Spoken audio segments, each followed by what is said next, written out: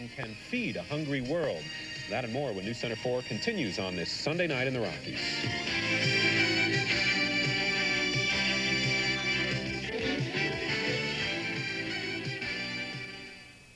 The stuff has a funny name, quinoa. It looks like sesame seed or millet. It cooks up like rice, and when it's done, it's supposed to have a rich, nut-like flavor. Quinoa is new to America, but it was a staple food of the ancient Inca civilization and is still eaten today by South American peasants. That it found its way from the Andes to a Boulder warehouse is a credit to years of work by entrepreneurs Stephen Gorad and Don McKinley, who argue that quinoa is not just another trendy health fad. That with 20% protein and lots of calcium and iron, quinoa is something special.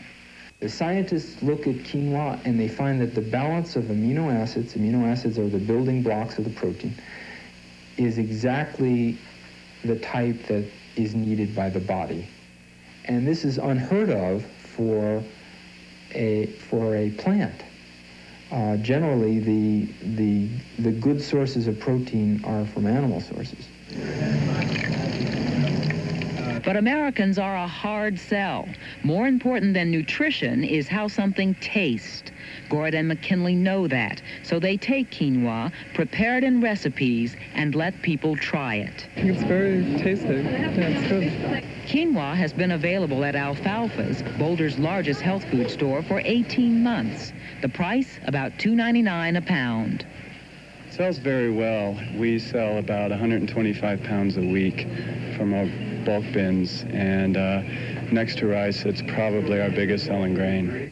Quinoa is gradually making its way into health food stores all over the country.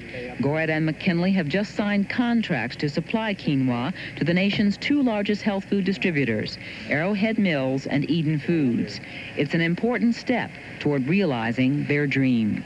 Ideally, we would like to make the grain available to farmers in Ethiopia, to farmers in the Himalayas, as a whole grain that they could take to their own fields and plant, and instead of having to receive a bag of grain sent over on an airplane, they could receive a bag of seed, which they could plant and have their own food supply, which would then supply generations, really, of people around the world. So it's really an ironic goal in the sense that it must be accepted in the United States before the rest of the world pays any attention to it. It's delicious. If more in his generation like quinoa, it just may be a food whose time has come. Raynelda Muse, News Center 4.